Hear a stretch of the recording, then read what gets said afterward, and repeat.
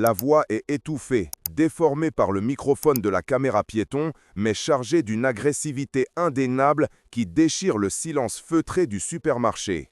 Main sur la tête, tout de suite, lâche ce panier, voyou. Tu croyais que t'allais sortir d'ici sans payer, c'est ça? Pas avec moi. La cible de cette agression, un homme noir à l'allure élégante, ne montre aucun signe de panique. Sa réponse est calme, sa voix ferme et parfaitement articulée. Un contraste saisissant avec la fureur de son interlocuteur. « Monsieur, je crois qu'il y a une erreur monumentale. Je vous suggère de baisser d'un ton et d'appeler votre supérieur. » L'agresseur éclate d'un rire sarcastique, un son sec et méprisant. « Un supérieur? L'autorité? Ici, c'est moi. Et vous, vous allez au poste. » Ceci est l'enregistrement audiovisuel de l'incident du 27 mai 2023, qui a entraîné la révocation, la condamnation pénale et la ruine financière de l'ancien gardien de la paix, Olivier Dubois. Dans une tentative d'intimidation basée sur un profilage racial, Dubois a interpellé le magistrat Jean-Luc Renaud. L'interaction, capturée dans son intégralité, a culminé en une procédure civile qui s'est soldée par un accord de 1 200 000 € versé au magistrat. Ce document analyse les événements qui ont mené à l'une des rétributions karmiques les plus rapides et sévères jamais enregistrées dans les annales judiciaires françaises. Tout avait commencé bien plus calmement, 1 heure plus tôt, dans le cadre d'une routine de week-end parfaitement ordinaire. Le samedi après-midi baignait le 16e arrondissement de Paris d'une lumière douce filtrée par les nuages de fin de printemps. À l'intérieur du panier d'élite, un supermarché haut de gamme dont les allées respiraient l'opulence discrète, M. Jean-Luc Renaud se livrait à une tâche agréable, la préparation du dîner d'anniversaire de son épouse.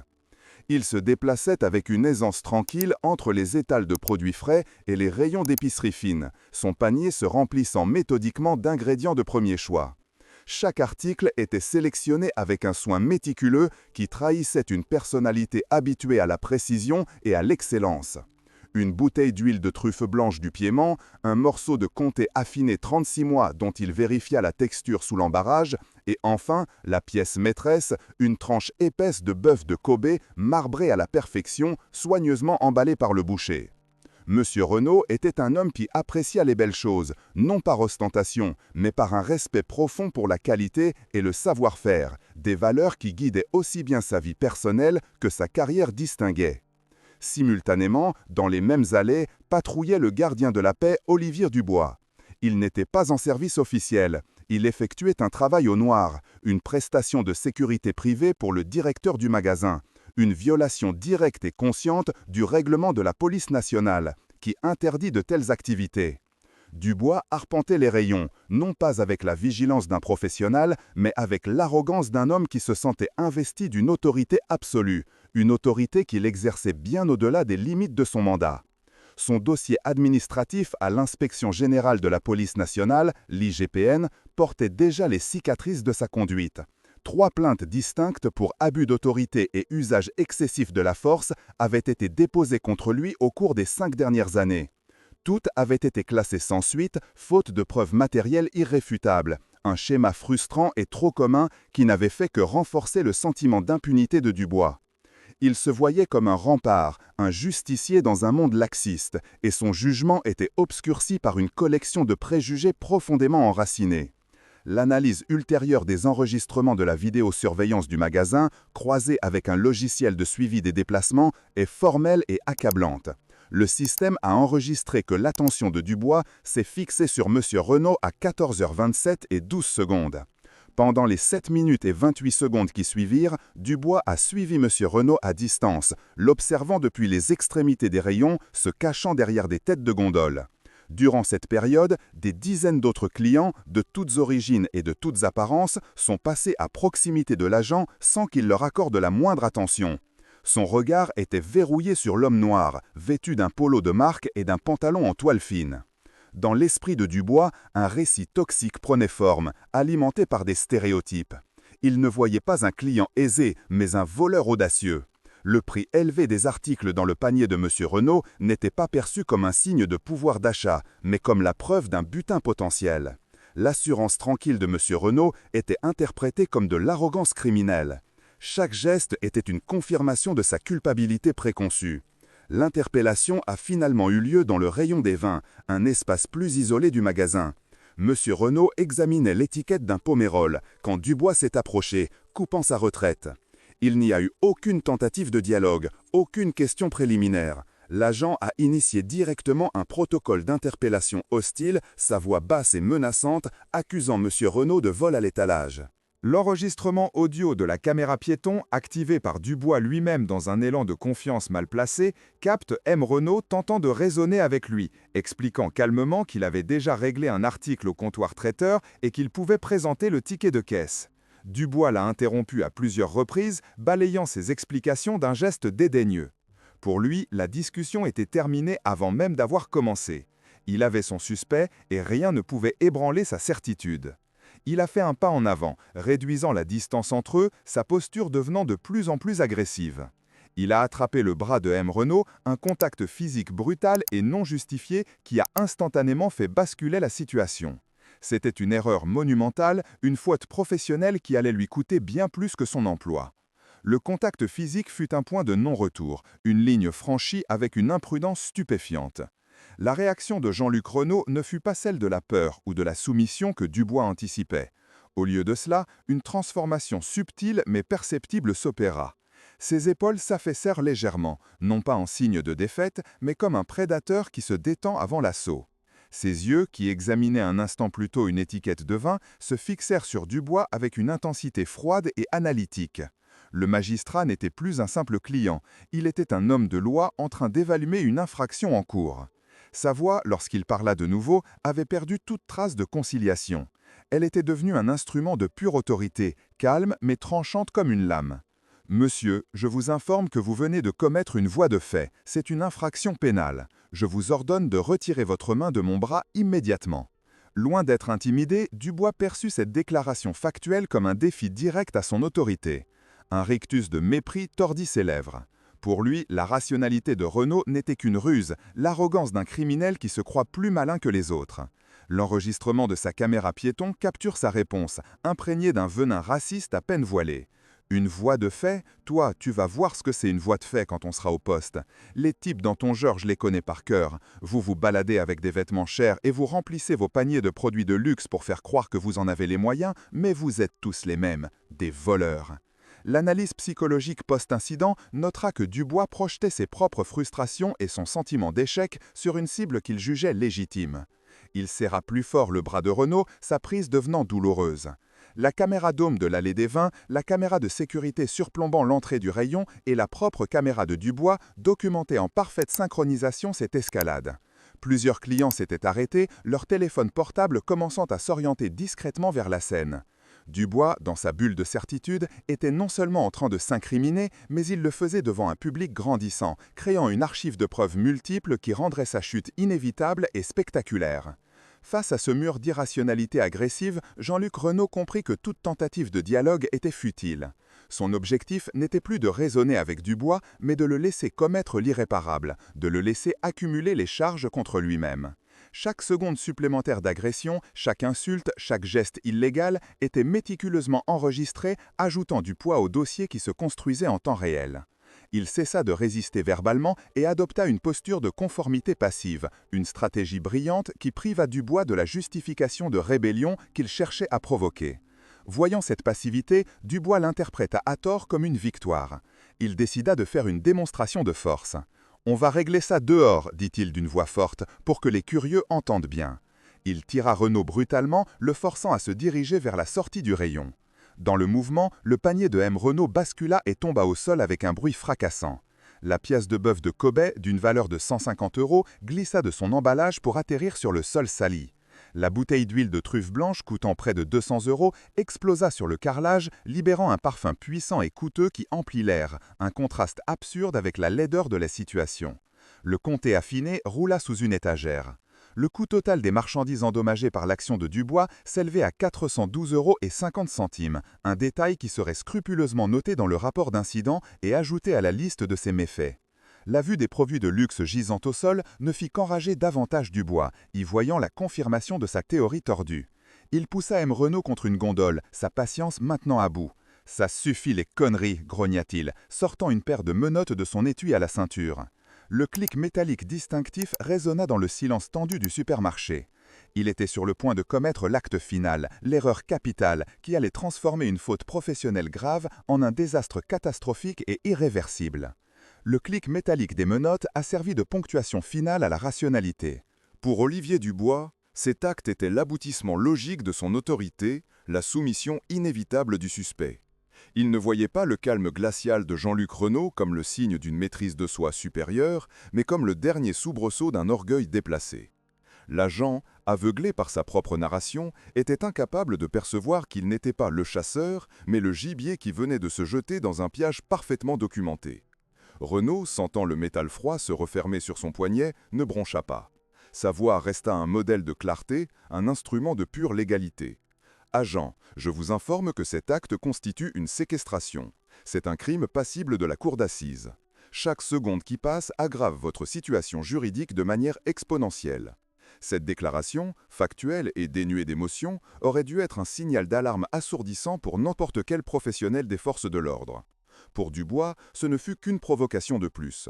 Il éclata d'un rire rauque, un son plein de mépris. « La cour d'assises, tu vas surtout voir la cellule de dégrisement. » Il sentit une vague de puissance. Il avait gagné. Pour consolider sa victoire, il décida de faire monter les enchères, de transformer cette interpellation privée en un spectacle public. Il sortit son téléphone portable personnel, une autre violation du protocole qui interdit l'usage d'appareils non réglementaires pour des communications officielles. Son intention était d'appeler le commissariat local pour demander un véhicule et officialiser l'arrestation, scellant ainsi l'humiliation de cet homme qui osait lui tenir tête. Ce que son esprit, obnubilé par le préjugé, ne pouvait pas traiter, c'était la réalité de son environnement. L'œil impassible de la caméra de surveillance CCTV, fixée au plafond, enregistrait la scène en haute définition. La caméra du rayon voisin offrait un angle différent, mais tout aussi accablant. Le smartphone d'un client, filmant discrètement derrière une pile de conserves, capturait le son avec une clarté étonnante. Et surtout, sa propre caméra piéton, toujours active, documentait sa faute grave de son propre point de vue. Il était l'architecte et le principal témoin de sa propre chute. Il composa le 17, le numéro d'urgence de la police. La narration qu'il livra à l'opérateur était un chef-d'œuvre de fiction, une inversion complète de la réalité. Il décrivit un individu agressif, pris en flagrant délit de vol, résistant violemment à son interpellation. Chaque mot était un mensonge, et chaque mensonge était enregistré, ajoutant le parjure à la liste croissante de ses infractions. L'opérateur, à l'autre bout du fil, suivant la procédure, confirma l'envoi d'une patrouille. L'appel fut établi. La police était en route.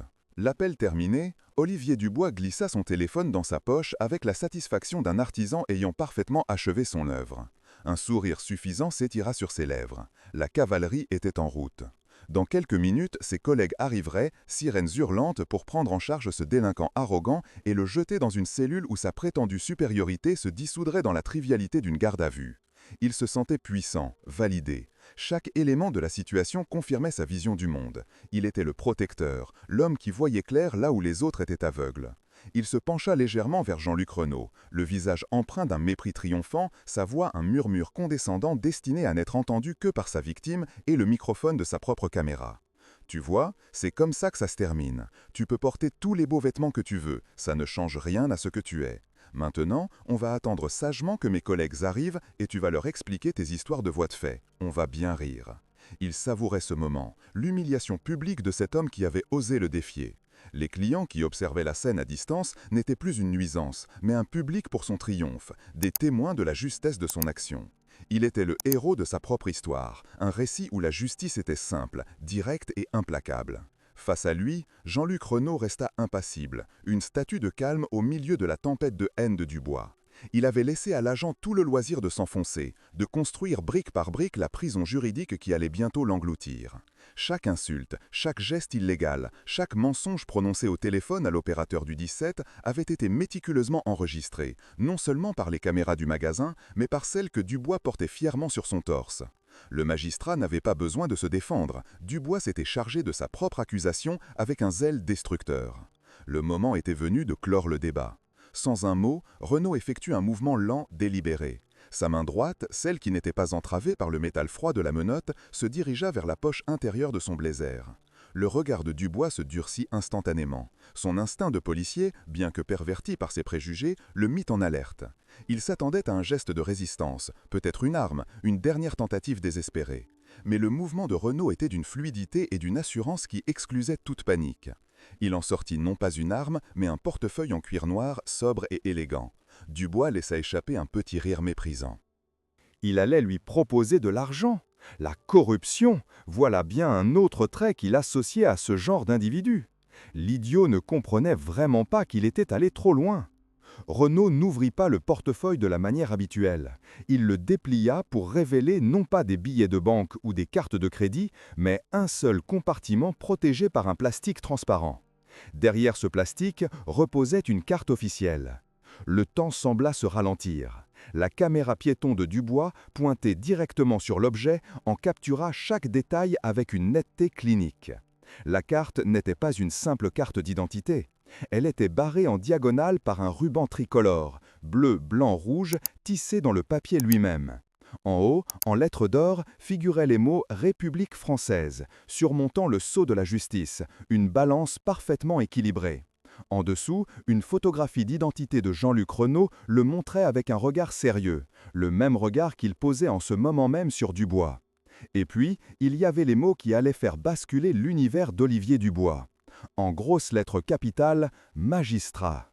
Et juste en dessous, son nom complet, Jean-Luc Renaud. Puis sa fonction précise, gravée avec une autorité incontestable, conseiller à la Cour d'appel de Paris. C'est à cet instant précis que Renaud choisit de parler à nouveau. Sa voix n'avait pas changé de ton, elle restait factuelle, dénuée de toute émotion, mais chaque syllabe portait le poids de l'institution qu'il représentait. Gardien de la paix, Olivier Dubois. Je m'appelle Jean-Luc Renaud. Je suis magistrat. Vous venez de procéder à l'arrestation illégale, à la séquestration et à la voie de fait sur un magistrat de l'ordre judiciaire. Vous violez les articles 432.4 et 224.1 du Code pénal, ainsi que l'ordonnance de 1958 portant statut de la magistrature, qui garantit ma protection fonctionnelle. Chacun de ces crimes est passible de la cour d'assises. Les collègues que vous avez appelés ne viennent pas m'arrêter. Ils viennent constater votre crime en flagrant délit. Le cerveau d'Olivier Dubois refusa d'abord de traiter l'information. C'était un court-circuit, une anomalie si profonde qu'elle défiait sa compréhension de la réalité. Un magistrat, ici, lui, c'était impossible, une farce, une ruse élaborée. Il chercha un signe, une faille dans l'assurance de Renaud, mais il n'y en avait aucune. Son regard balaya la carte, puis le visage de l'homme, puis la carte à nouveau. Le ruban tricolore semblait brûler sa rétine. Le sceau de la République le narguait. Magistrat. Le mot résonnait dans son crâne comme un glas. L'analyse post-incident des données de sa montre connectée, saisie plus tard sur commission rogatoire, montrera un pic de fréquence cardiaque passant de 95 à 168 battements par minute en l'espace de 3 secondes. Une sueur glacée perla sur son front. Le son du supermarché, le bip des caisses, les conversations lointaines, tout s'estompa pour être remplacé par un sifflement aigu dans ses oreilles. La réalité se reconfigurait autour de lui à une vitesse terrifiante. L'homme qu'il avait insulté, brutalisé, menotté n'était pas un voleur. Il était un pilier du système judiciaire, un homme dont le pouvoir éclipsait le sien de manière si totale que c'en était inconcevable. Il était un gardien de la paix, un pion. Cet homme était un roi sur l'échiquier de la loi. La caméra piéton, ce témoin impartial qu'il avait lui-même activé, enregistrait son visage se décomposer, le teint passant du rouge de la colère au blanc cireux de la terreur pure. Ses mains, qui quelques secondes plus tôt serraient fermement les menottes, se mirent à trembler. Il sentit le poids de la menotte sur le poignet de Renaud comme une ancre le tirant vers un abîme sans fond. Il venait de commettre un suicide professionnel, filmé sous tous les angles. Au loin, une sirène commença à gémir. Le son n'était plus la douce musique de sa victoire, mais la complainte funèbre annonçant la fin de sa carrière, de sa liberté, de sa vie telle qu'il la connaissait. La patrouille qu'il avait appelée avec tant d'arrogance n'arrivait pas pour son suspect. Elle arrivait pour lui. Très bien. Ce retournement de situation était inévitable, mais les conséquences qui vont suivre dépassent tout ce que l'agent Dubois aurait tout ce que put imaginer. Si vous voulez voir la chute documentée et la ruine financière détaillée, abonnez-vous et aimez cette vidéo. La sirène, qui quelques instants plus tôt sonnait dans l'esprit de Dubois comme l'hymne de sa victoire imminente, devint soudain la bande sonore de sa chute. Le gémissement aigu s'intensifia, se répercutant contre les façades des immeubles avant de s'arrêter brutalement devant le supermarché. Les lumières bleues clignotantes balayaient l'intérieur du magasin à travers les vitres, projetant des éclats de panique sur les visages figés. 2 policiers en uniforme sortirent d'un véhicule de patrouille. Le plus gradé, un lieutenant d'une quarantaine d'années, entra le premier, son regard balayant la scène avec une efficacité professionnelle. Il vit un de ces hommes, bien que manifestement hors service, tenant un individu menotté. Une interpellation de routine pour vol à l'étalage, pensa-t-il d'abord. Son expression était neutre, son approche mesurée. Puis son regard se posa sur le visage de l'homme menotté. Et le temps s'arrêta. L'enregistrement de la caméra piéton du lieutenant Martin, activé dès sa sortie du véhicule, capture l'instant précis du basculement. Son corps se raidit, ses yeux s'écarquillèrent imperceptiblement. La neutralité professionnelle s'évapora pour laisser place à une incrédulité mêlée d'une alarme respectueuse. Il connaissait ce visage. Il l'avait vu des dizaines de fois, non pas sur des avis de recherche, mais dans l'enceinte solennelle du palais de justice, lors d'audiences importantes et de cérémonies officielles. Le lieutenant fit 3 pas rapides, ignorant totalement Olivier Dubois comme s'il n'était qu'un élément du décor. Il se mit au garde-à-vous, une posture de déférence absolue qui stupéfia le directeur du magasin et les quelques employés qui s'étaient approchés. Sa voix, claire et forte, résonna dans le silence tendu. « Monsieur le conseiller, tout va bien? Il y a eu un problème ?» La question n'était pas une simple formalité. C'était une reconnaissance publique et sans équivoque de l'autorité suprême présente sur les lieux. Jean-Luc Renault, malgré la menotte qui entravait encore son poignet, inclina légèrement la tête. « Oui, lieutenant, il y a un problème. Un très grave problème. » C'est seulement à cet instant que le lieutenant Martin tourna son regard vers Dubois. Ce n'était plus le regard d'un supérieur envers un subordonné, mais celui d'un enquêteur face à un suspect. Un regard froid, chargé d'une fureur contenue et d'un mépris glacial. Il vit le métal des menottes sur le poignet du magistrat, et il comprit l'ampleur cataclysmique de l'erreur qui venait d'être commise. Le visage de Dubois était un masque de cire, ses yeux vides fixant le néant. Il n'était plus un policier, il était la pièce à conviction principale d'un crime en flagrant délit. La validation extérieure fut aussi rapide que brutale, une exécution professionnelle en place publique. La voix du lieutenant, débarrassée de toute inflexion, devint un instrument chirurgical. « Gardien Dubois, retirez ces menottes, immédiatement. » Chaque mot était un coup de marteau. Dubois, tremblant, sortit la clé de son étui d'un geste maladroit. Ses doigts engourdis peinaient à trouver la serrure. Le clic métallique de la menotte qui s'ouvrit fut le son le plus assourdissant qu'il ait jamais entendu, le son de sa propre cage qui se refermait sur lui. Le magistrat frotta son poignet, aucune trace de triomphe sur son visage, seulement une gravité solennelle. Le lieutenant ne lui laissa aucun répit. « Votre arme de service, votre carte professionnelle, votre plaque. Posez tout au sol, lentement. » L'un après l'autre, les symboles de l'autorité que Dubois avait si fièrement arborés et si tragiquement bafoués furent déposés sur le carrelage froid à côté des débris coûteux du panier de M. Renault. L'humiliation était totale, méticuleuse et documentée par 3 caméras. Devant ses collègues, les clients et le personnel du magasin, Olivier Dubois était publiquement dépouillé de son identité. « Vous êtes suspendu de vos fonctions à compter de cet instant », déclara le lieutenant, sa voix ne laissant place à aucune contestation. Vous resterez ici à la disposition de l'officier de police judiciaire qui va prendre en charge la procédure. Il se tourna ensuite vers son partenaire. Sécurise la scène, récupère tous les enregistrements, la vidéosurveillance du magasin, le téléphone du témoin et...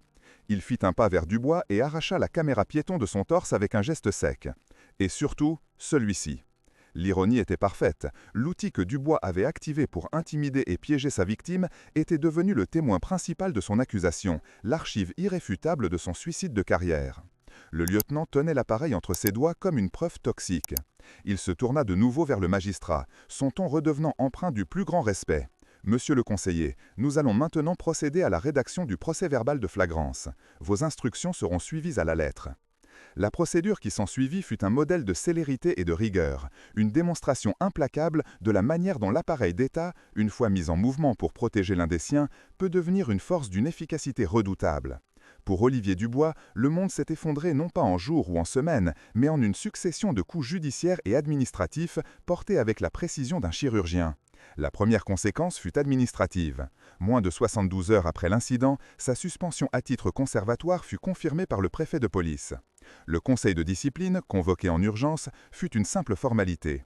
Les preuves vidéo, en particulier l'enregistrement de sa propre caméra piéton, ne laissaient aucune place à l'interprétation ou à la défense. Ses tentatives de justifier son action en dépeignant M. Renault comme provocateur furent balayées comme des insultes à l'intelligence du conseil. Le rapport final du conseil, long de 40 pages, conclut à une faute d'une gravité exceptionnelle, une accumulation de manquements déontologiques qui déshonoraient l'uniforme. La sanction fut la plus sévère possible, la révocation de la police nationale sans droits à pension. D'un trait de plume, 20 années de carrière furent anéanties. Son salaire mensuel net de 2 900 €, qui constituait l'unique revenu de son foyer, cessa d'exister. La perte de ses droits à la retraite représentait un préjudice financier futur estimé à plus de 400 000 € sur la durée de sa vie. Simultanément, la machine pénale s'était mise en marche. Le parquet de Paris, saisi immédiatement des faits, ouvrit une information judiciaire. La qualité de la victime, un magistrat de la cour d'appel, plaçait l'affaire sous un projecteur d'une intensité rare. Dubois fut mis en examen pour séquestration, violence volontaire par personne dépositaire de l'autorité publique et injure publique à caractère racial. Son procès devant la cour d'assises fut un spectacle accablant. L'avocat général projeta sur grand écran les 4 angles vidéo de l'incident synchronisés à la milliseconde près. Le jury put voir et revoir l'arrogance de Dubois, entendre ses insultes, assister à l'agression physique et au menottage illégal, puis observer sa décomposition faciale au moment de la révélation. Le verdict fut sans appel, coupable sur tous les chefs d'accusation. La peine prononcée fut de 8 ans de réclusion criminelle. Une sentence exemplaire destinée à marquer les esprits. Mais la ruine la plus spectaculaire fut financière. Jean-Luc Renault, agissant non pas par vengeance mais par devoir institutionnel, engagea une procédure civile contre l'État pour faute lourde de son agent. Face à un dossier inattaquable et pour éviter un procès public qui aurait davantage terni l'image de la police, l'agent judiciaire de l'État négocia un protocole d'accord transactionnel. Le montant, rendu public, fut fixé à 1 200 000 €. Cette somme, colossale, ne couvrait pas seulement le préjudice moral subi par le magistrat, mais visait aussi à réparer l'atteinte portée à l'institution judiciaire tout entière. C'est ici que le piège karmique se referma définitivement sur Dubois. L'État, après avoir indemnisé la victime, se retourna contre son agent fautif par le biais d'une action récursoire. Le Trésor public engagea une procédure pour recouvrer l'intégralité du 1 200 000 €. Tous les biens d'Olivier Dubois furent saisis. Son appartement en banlieue, acheté à crédit, fut vendu aux enchères pour une fraction de sa valeur. Sa voiture fut liquidée. Le produit de ces ventes ne couvrait qu'une infime partie de la dette. Il se retrouva condamné à rembourser une somme qu'il ne pourrait jamais solder, même s'il vivait 3 vies. Son insolvabilité était désormais une condition légale et perpétuelle. Pendant ce temps, M. Renault continua d'exercer ses fonctions avec la même dignité et la même compétence. Fidèle à ses principes, il fit don de la moitié de la somme perçue, soit 600 000 €, à une fondation venant en aide aux victimes d'erreurs judiciaires et de violences policières, transformant une agression personnelle en un acte de bien public. L'incident du panier d'élite est aujourd'hui un cas d'étude obligatoire à l'École nationale supérieure de la police, un rappel glacial des conséquences du profilage racial. La dernière image de l'enregistrement de la caméra de Dubois, un gros plan sur son visage blême où la terreur a remplacé l'arrogance, est devenue le symbole silencieux d'une justice non seulement rendue, mais méticuleusement documentée. Olivier Dubois, après avoir finalement appris que le préjugé a un prix calculé non seulement en années de liberté perdue, mais en une dette d'1 200 000 €, un chiffre qui garantit que chaque jour du reste de sa vie sera un rappel de sa faillite morale et financière.